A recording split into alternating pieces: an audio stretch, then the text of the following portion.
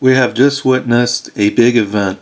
There is one key question that I would like to ask you. How prepared are you? This has been on your mind for a long time. Do you actually know how you will capitalize on it when it finally happens? Is there a plan in place? The majority of us, unfortunately, probably don't know yet. Often we sit around and speculate and theorize about how the fiat currencies will eventually become worthless one day, and how the value of silver and gold will eventually skyrocket. We've prepared, but what are the actions we're going to take to ensure that we make the most of the situation? Doesn't there exist a magic formula? But there are some key things that we can look at and that we can talk about. So that if they were to occur, now there's no guarantee, of course, but if it did, we are at least somewhat prepared. Know what we're going to do to make sure we and our families benefit the most, because that's why we own gold and silver, right? We want safety, we want security for ourselves and for our families. And this is an extremely important subject that we need to discuss right now. No matter what number you throw out there, whether it be 10,000 gold or $100 silver, that might seem out of reach. But think about it. The last 1,000 years, the last 5,000 years, almost every single one of those fake currencies, whatever you want to call them, fiat money, currencies, anything like that that is not based on silver and gold, have ended up worthless.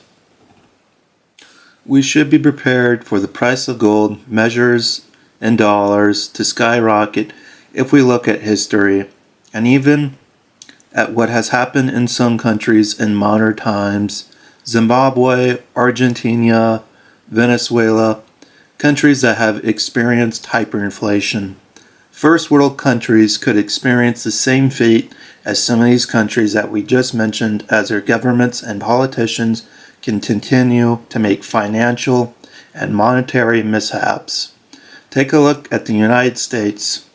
They are $32 trillion in debt, and that's just the balance sheet that they just show to the public. God knows how much the exact amount of debt that they are in. I've heard some economists and others that said that they are hundreds of trillions of dollars in debt, which include other factors, of course. So what can you and I do to prepare for this massive increase in gold's value? As a first step, we must ensure that our basic needs are met. What are our needs? There is a need for food. Water is essential to our survival. Shelter is important to us. Our health is important. It is also important for us to have friends, family, and friends. Together we are stronger. I feel like we could ask each other for help, but we also have our neighbors, our relatives, our co-workers. Get those needs taken care of first. And things could get quite messy if gold and silver appreciate massively. Now, I don't measure gold or silver in dollars. My perspective is based on ounces. A person has how many ounces of silver? How much gold does a person own?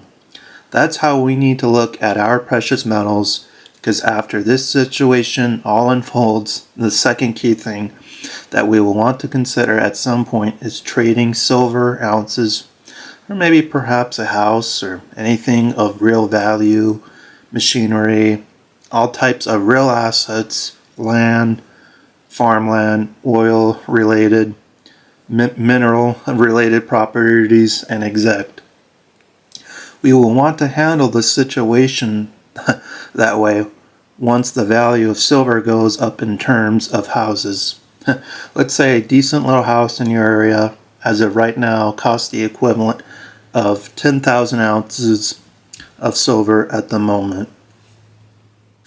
If the value of those ounces rise very, very high, right, you might be able to get the same house for 1,000 ounces of silver, or maybe perhaps even 500 ounces of silver at some point.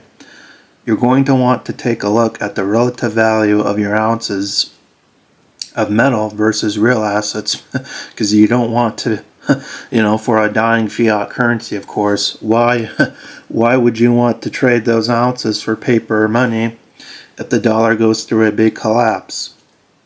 That's not what you want to do, of course.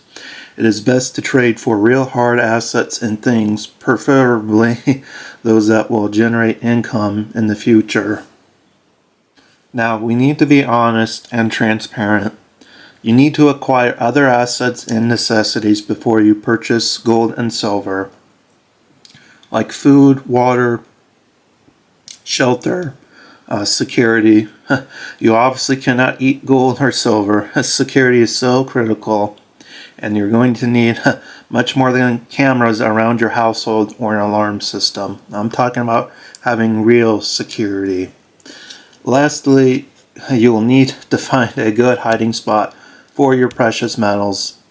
Don't just put your metals in a drawer or in a safe or in a closet. You get what I mean. Make sure that safe is bolted down to the floor, having multiple hiding spots for your precious metals.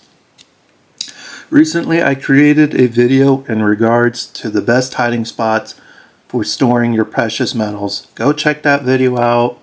The link will be in the description.